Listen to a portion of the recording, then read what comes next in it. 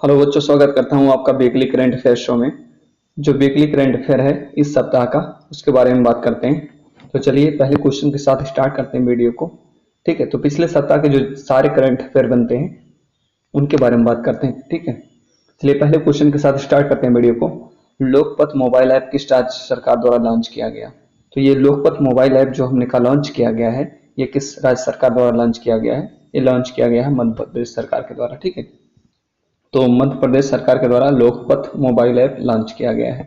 इसके द्वारा कहीं पर हमने कहा सड़कें खराब होती हैं, टूटती हैं, गड्ढे होते हैं सड़कों में, तुरंत उसका फोटो खींचकर आप इस पोर्टल पर हमने कहा अपलोड कर देंगे तो उसकी मरम्मत तुरंत हो जाएगी। ठीक है, अगला क्वेश्चन है, हाल ही में 2024 तथा लॉस एंजल्स 2028 ओलंपिक खेलों के लिए प्रायोजक कंपनी कौन है? जो इस हमने कहा 26 जुलाई से ओलंपिक पेरिस में हो रहा है, तो उसका जो प्रायोजक कंपनी है कौन सी है? तो बीपीसीएल है। और यही हमने कहा अगले ओलंपिक जो 2028 में लॉस एंजल्स में खेला जाएगा, ठीक है, अमेरिका के अंदर, उसकी उसका भी प्रायोजक कंपनी यही होगी, बीपीसीएल। ठीक है, तो इस बार जो ओलंपिक हो रहा है उसकी प्रायोजक कंपनी कौन है? बीपीसीएल है। और अगले ओलंपिक के भी जो है यही कंपनी होगी, बीपीसीएल।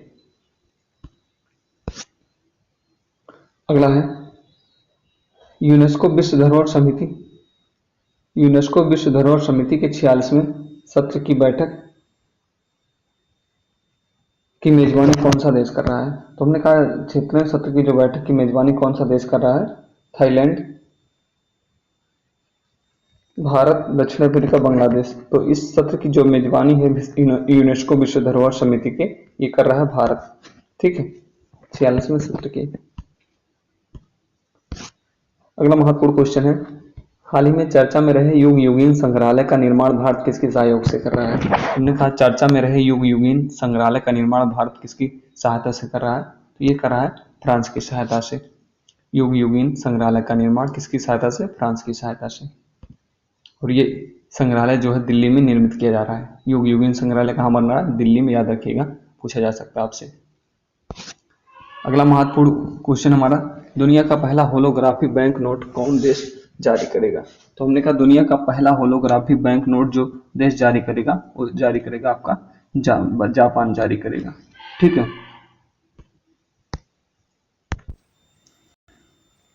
अगला क्वेश्चन है, 24वां एससीओ शिखर सम्मेलन 2024 कहाँ आयोजित होगा? तो 24वां एससीओ शिखर सम्मेलन 2024 जो आयोजित होगा, ये आपका होगा अस्ताना में।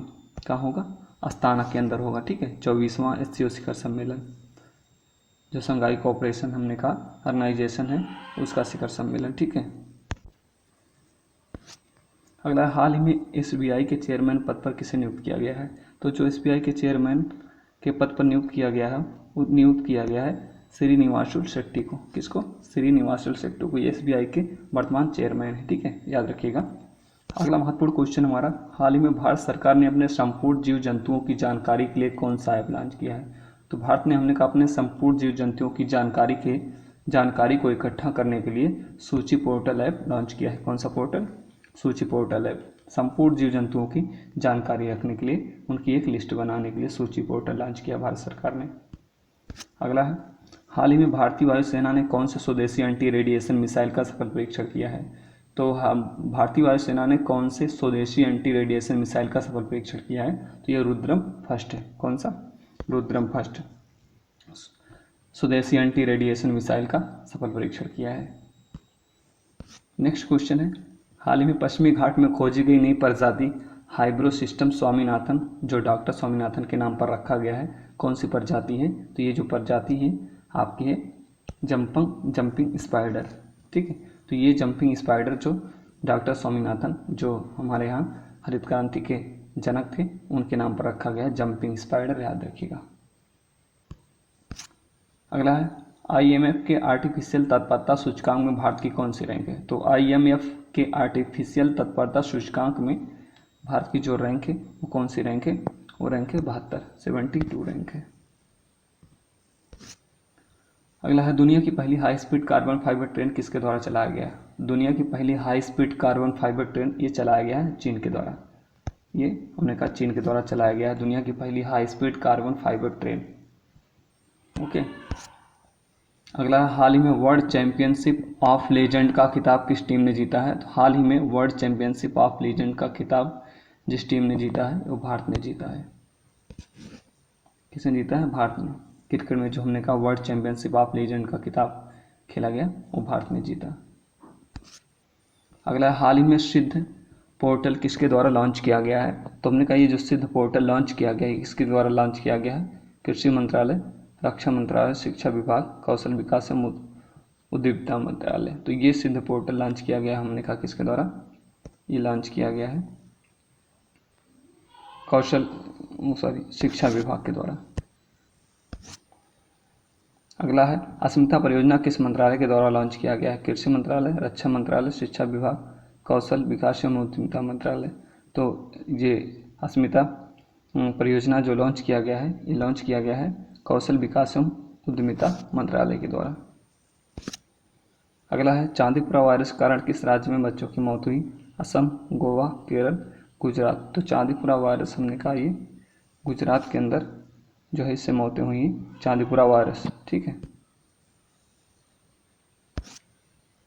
अगला, हाल ही में आईसीसी का वार्षिक शिखर सम्मेलन कहाँ आयोजित हुआ? तो आईसीसी का जो वार्षिक शिखर सम्मेलन का आयोजन हुआ इस बार ये कोलंबो में किया गया, श्रीलंका के कोलंबो में। ठीक है, आईसीसी का वार्षिक शिखर सम्मेलन का आयोजन। अगला है, अंतरिक्ष अनुसंधान समिति कास्पोर का वार्षिक शिखर सम्मेलन कहाँ आयोजित हुआ? तो कास्पोर का जो हमने का वार्षिक शिखर सम्मेलन आयोजित हुआ है रूस, दक्षिण कोरिया, दक्षिण अफ्रीका या फ्रांस। तो ये हमने कहा कास्पोर का वार्षिक शिखर सम्मेलन यह आयोजित हुआ है आपका रूस के अंदर। नेक्स्ट है, आर्मी भर्ती सर्विसेज संस्थान द्वारा खोजी गई स्कॉलेस हिमा की नई प्रजाति का नाम क्या है? तो खोजी गई हमने कहा नई प्रजाति जो स्कॉलेस हिमा है वो कौन सी प्रजाति है? व्हाइट बंदर, मकड़ी, डॉगफिश या ईल मछली। तो ये हमने कहा व्हाइट बंदर। नेक्स्ट है, भारतीय नौसेना में नया फ्रिगेट कौन शामिल किया गया है? तो भारतीय नौसेना में जो नया फ्रिगेट शामिल किया गया है वो शामिल किया गया है INS तिरपुट। भारतीय नौसेना में हमने कहा जो नया फ्रिगेट शामिल किया गया है वो क्या है? INS तिरपुट। याद रखिएगा INS तिरपुट कहा गया उसको। नेक्स्ट है, किस राज्य सरकार ने एंटी पेपर लीक विधेयक पास किया है? तो अभी जल्दी हमने कहा एंटी पेपर लीक, इतने सारे पेपर लीक होते रहते हैं तो उसको रोकने के लिए एंटी पेपर लीक विधेयक विधानसभा में पास किया गया है। किस सरकार के द्वारा ये पास किया गया? हमने कहा बिहार सरकार ने अपने यहाँ एक कानून लाया है, विधेयक लाया है एंटी पेपर लीक विधेयक। अगला, हाल ही में किस ग्रह पर सल्फर की खोज की गई है? तो ये जो सल्फर की खोज की गई है मार्स ग्रह पर, मंगल ग्रह पर सल्फर की खोज की गई हाल ही में। ठीक है, सल्फर की खोज हुई मार्स ग्रह पर। नेक्स्ट क्वेश्चन है, हाल ही में जारी हेनले पासपोर्ट इंडेक्स में भारत की रैंक क्या है? तो हेनले पासपोर्ट इंडेक्स में भारत की रैंक 82 है। ठीक है, हाल ही में जो जारी किया गया रैंकिंग उसमें 82 है हेनले पासपोर्ट रैंकिंग में। हेनले पासपोर्ट इंडेक्स में जापान का पहला स्थान है, सिंगापुर का पहला स्थान है। हाल ही में हॉकी से किस प्लेयर ने संन्यास लेने की घोषणा की?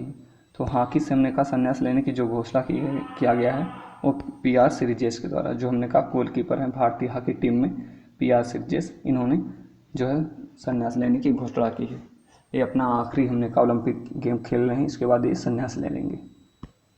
बड़े खिलाड़ी हैं PR श्रीजेश। हाल ही में किस टेनिस खिलाड़ियों को हॉल ऑफ फेम में शामिल किया गया? तो हॉल ऑफ फेम में शामिल किए जाने वाले खिलाड़ी हमने कहा लिएंडर पेस, विजय अमृतराज दोनों लोग हैं। तो ये भी दोनों लिएंडर पेस और विजय अमृतराज दोनों खिलाड़ियों को हॉल ऑफ फेम में शामिल किया गया है। हाल ही में किस भारतीय महिला को दूसरी बार IOC का सदस्य चुना गया है?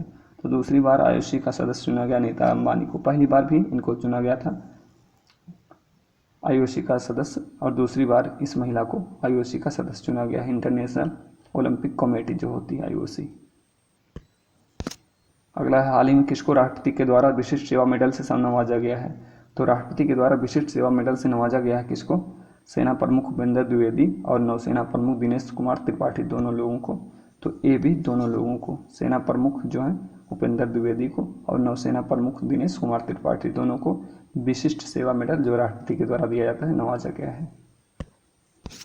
अगला है आईओसी ने किस भारतीय खिलाड़ी को ओलंपिक ऑर्डर से सम्मानित करने की घोषणा की है। तो आईओसी ने हमने कहा अभिनव बिंद्रा को जो है ओलंपिक ऑर्डर से सम्मानित करने की घोषणा की है, अभिनव बिंद्रा को। टाटा और एयरबस कंपनी के द्वारा किस हेलीकॉप्टर का निर्माण भारत में किया जाएगा। तो टाटा और एयरबस कंपनी ने जो हमारे यहाँ हेलीकॉप्टर का निर्माण करेगी वो H-125 इसका निर्माण करेगी। ठीक है। अगला है निर्मला सीतारमण के द्वारा कौन सी बार देश का बजट पेश किया गया। तो निर्मला सीतारमण के द्वारा हमने कहा जो बजट पेश किया गया है, कौन सी बार पेश किया गया है, 6ठी बार पेश किया गया है।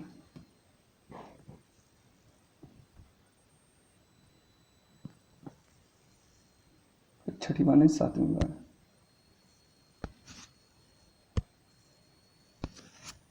अगला है भारत को हराकर महिला क्रिकेट एशिया कप का खिताब कौन सी टीम ने जीता है। तो भारत को हराकर महिला क्रिकेट एशिया कप का खिताब कौन सी टीम ने जीता है। तो ये श्रीलंका ने जीता है। किसने? श्रीलंका ने भारत को हराकर महिला एशिया क्रिकेट का खिताब जीत लिया है। पेरिस ओलंपिक 2024 में पहला गोल्ड किस देश ने जीता है। तो पेरिस ओलंपिक में पहला गोल्ड जो जीता गया है किसके द्वारा जीता गया है, ये जीता गया है चीन के द्वारा जीता गया। ठीक है, चीन ने पहला गोल्ड ओलंपिक में जीता है। अगला क्वेश्चन है पेरिस ओलंपिक में भारत की ओर से पहला पदक किसने जीता है। पेरिस ओलंपिक में भारत की ओर से जो पहला पदक जीता गया है वो मनु भाकर के द्वारा जीता गया है शूटिंग में। इसमें शूटिंग में मनु भाकर के द्वारा 10 मीटर एयर पिस्टल में। मनु भाकर का संबंध किस खेल से, तो शूटिंग से है मनु भाकर का संबंध। सरबजोत सिंह का संबंध किस खेल से, तो सरबजोत सिंह का संबंध हमने कहा ये भी शूटिंग से है, 10 मीटर एयर पिस्टल इन्होंने जो है मनु भाकर के साथ मिलकर ब्रॉन्ज जीता है। मनु भाकर ने सिंगल इवेंट में ब्रॉन्ज जीता है और हमने कहा इनके साथ मिलकर भी एक ब्रॉन्ज जीता है। 2 ब्रॉन्ज किसने जीता है, तो मनु भाकर ने। पेरिस ओलंपिक 2024 में भारत की ओर से मेडल जीतने वाले पहले पुरुष खिलाड़ी कौन बन गए हैं। तो पहले पुरुष खिलाड़ी जो पहला मेडल जीते हैं भारत की ओर से पेरिस ओलंपिक में तो हैं शूटिंग में, और ये हमने कहा सरबजोत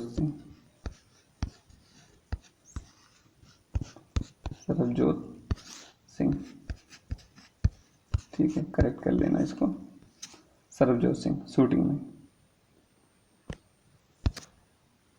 सबसे कम उम्र में इंग्लिश चैनल पार करने वाली पैरा महिला खिलाड़ी कौन है। सबसे कम उम्र में इंग्लिश चैनल पार करने वाली पैरा महिला खिलाड़ी कौन है, ये हमने कहा जिया राय है। इंग्लिश चैनल को पार करने वाली 16 साल की उम्र में हमने कहा तैर कर इंग्लिश चैनल पार की हैं। ठीक है, तो हमने कहा इस सप्ताह का जो है वीकली करंट अफेयर था, तो इस सप्ताह के जो सारे करंट अफेयर बनते हैं उनको मैंने इसमें कवर कर दिया है। ठीक है, अब इसके बाद नेक्स्ट वीडियो हमारा आएगा पूरा जो जुलाई का करंट अफेयर है। ठीक है, पूरे जुलाई मंथ का जो करंट अफेयर है उसको मैं कवर करा दूंगा। ठीक है, तो इस वीडियो में इतना ही। इस वीडियो को देखने के लिए thank you very much. Next video हमारा होगा जुलाई मंथ के कंप्लीट करंट अफेयर। ठीक है।